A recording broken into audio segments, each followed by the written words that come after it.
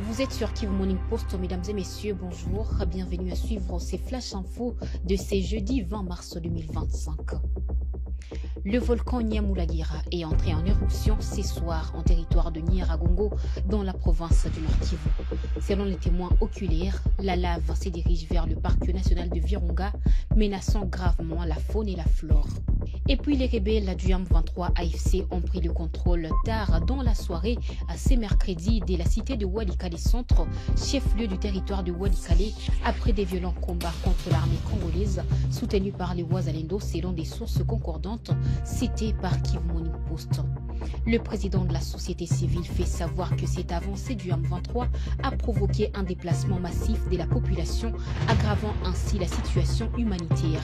Fiston Missona déplore que les alertes lancées par les forces vives n'aient pas été prises en compte par les autorités de Kinshasa. Fiston Missona a été joint au téléphone par Blaise Bassabossi. En tout cas, la situation est très volatile, du fait que depuis il y a à peine plus de 5 jours que les FARDC Wazalendo étaient en train de se confronter avec les M23 sur l'axe Walikale, Kibu, Kachebere. Voilà donc qu'à ce niveau, il y a eu un peu éruption de ces éléments à 13 km de Walikale, le chef-lieu du territoire. Et du coup, pendant la soirée vers 16h, 17h, on a entendu des coups de feu, des bombes aux environs de la cité, mais qui a exagéré maintenant l'afflux de la population dans les divers axes du territoire de Walikale. C'est quoi la situation ce matin à Walikale? La population a fui, ils ont fui vers où et c'est quoi la situation humanitaire? En tout cas, la population s'est dirigée dans différents axes et d'autres dans les paroisses et aussi d'autres dans des hôpitaux, structures sanitaires pour s'abriter, et que la situation humanitaire reste catastrophique du fait qu'il n'y a pas même des humanitaires qui sont là, et voire même leur prévention, et que donc c'est difficile pour l'instant d'évaluer cela, mais sinon c'est catastrophique. Qui contrôle Walikale aujourd'hui? Il est difficile aussi pour nous et pour moi d'affirmer cela, mais nous entendons dans les heures qui suivent pour savoir qui contrôle, qui est où, pour affirmer qui fait quoi au chef du territoire de Walikale. Quel plaidoyer il faut lancer à ce niveau? N'est rien d'autre que de dire au niveau du gouvernement congolais de faire tout et aussi d'appliquer certaines forces qui ont au sein du gouvernement. Il est pour nous déplorable de constater que lorsqu'on donne des informations fiables pour la question de l'ennemi, mais nos officiels semblent ne pas prendre cela au sérieux. C'est pour cela que nous alertons une fois de plus le gouvernement congolais de faire tout pour régler cette question de l'ennemi. Et en plus de cela, de voir dans quelle manière capitaliser toutes les informations que nous leur donnons et comment expliquer que l'ennemi qui déborde chaque jour et que notre force, les armées de la République, ne débordent pas pour contenir l'ennemi. Et pour nous, c'est un sonnet d'alarme que nous lançons une fois de plus, et de voir que le gouvernement de prendre des dispositions utiles parce que des Bunagana jusqu'à Walikale, on ne sait pas est-ce que ça va être jusqu'où. Et pour nous, c'est une situation qui nous met mal à l'aise. Les députés nationaux congolais Willy Michiki Abouhini estiment que ces discussions pourraient être un vrai ballon d'oxygène pour vite réanimer le processus de paix à l'est de la RDC et de trouver une solution politique et diplomatique de taille. Sur son compte officiel X, les députés nationaux de la circonscription de Walikale dans la province du Nord Kivu n'a pas dissimulé sa satisfaction de cette rencontre trilatérale tenue le mardi 18 mars à Doha au Qatar. Et puis, une centaine de jeunes de Bourimana dans la chefferie des Baoundé, territoire de Massissi, ont manifesté leur volonté d'intégrer l'armée révolutionnaire congolaise ARC M23 après la sensibilisation du vice-gouverneur Shadrach Amani-Bahati lors de son itinérance mardi 17 mars 2025. Suivez ce reportage de la cellule des communications. politique stratégique d'itinérance adoptée par le gouverneur du Nord Kivu, Bahati Musanga Erasto. Après l'étape de la cité de Sake, Rubaya, c'est le cortège du vice-gouverneur qui s'est ébranlé ce mardi 18 mars 2025, direction Bweremana, au sud du territoire du Massissi. Shadrach Bahati Amani arrive dans le village qu'il a vu naître. C'est un accueil chaleureux qui lui est réservé. Il est 11h heure locale. Le représentant du Moami Kalinda, chef de la chefferie de Baoundé, brosse l'état sécuritaire satisfaisant dans la chefferie de Baoundé. L'administrateur du territoire de Massissi n'est pas en reste. La vie a repris dans le territoire montagneux de Massissi.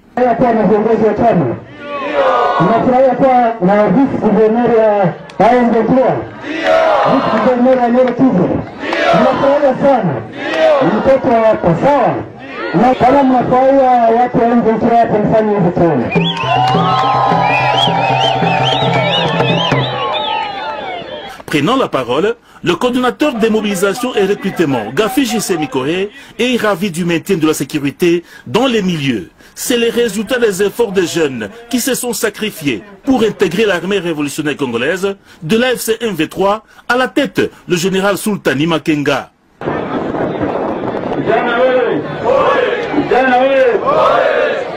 Nafurahi sana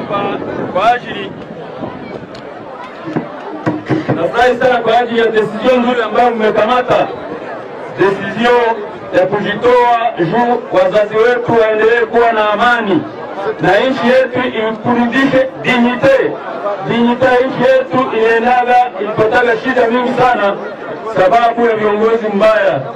Ni nyinyi ndio mnaenda sasa kusaidiana na wenzenu juu nchi yetu na dignité yake, si ndio?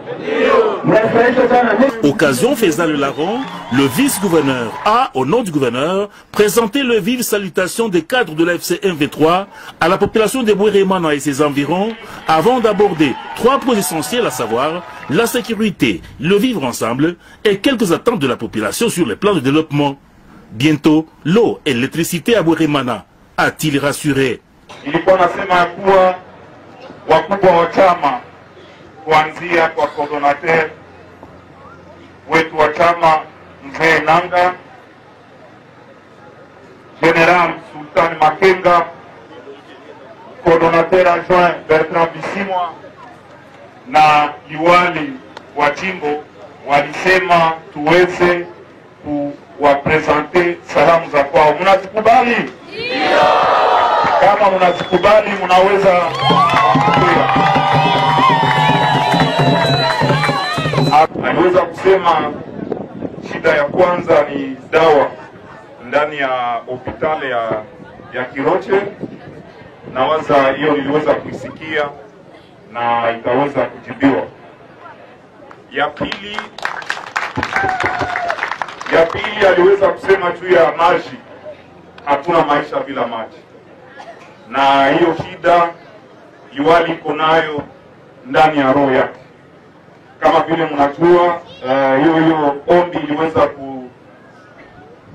kutolewa Pasake, na waza kama Sake deja maji inaanza onekana, na jana hiyo liwali aliweza niruhusu niweze kupana pesa ya kutengeneza makabini kusudi moto iweze kufika Sake, na pesa iliweza kufaniwa na waza hata mwa hii juma moto itaweza fika Sake, na moto ikifika Sake, maji nafika Sake, ni kusema moto itaendelea. Mimi naanza kama autorite, mnajua kama watu ya SNEL wako napita, wako nafanya deja etat des lieux, tutatujue kama ni shida gani yenye iko na tunaweza itatua namna gani. Ni kusema shida ya moto na shida ya maji tunaijua, na tuko natumika kusudi maji ifike kawaida na moto iweze kufika kawaida. Sur place, une centaine de jeunes, parmi lesquels les Bazalendo, la police et les FARDC, ont traduit leur volonté d'intégrer l'armée révolutionnaire congolaise.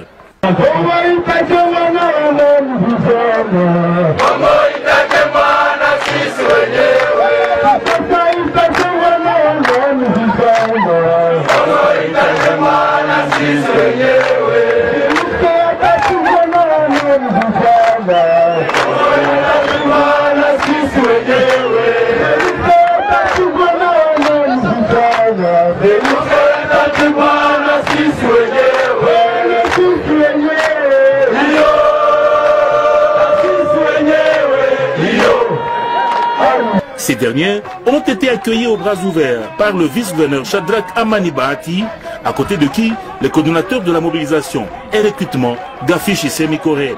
Une journée capitalisée pour la pacification et la cohésion communautaire. Les notables de la contrée ont signé le vivre ensemble. Adieu le tribalisme. Bienvenue la reconstruction du territoire de Massissi.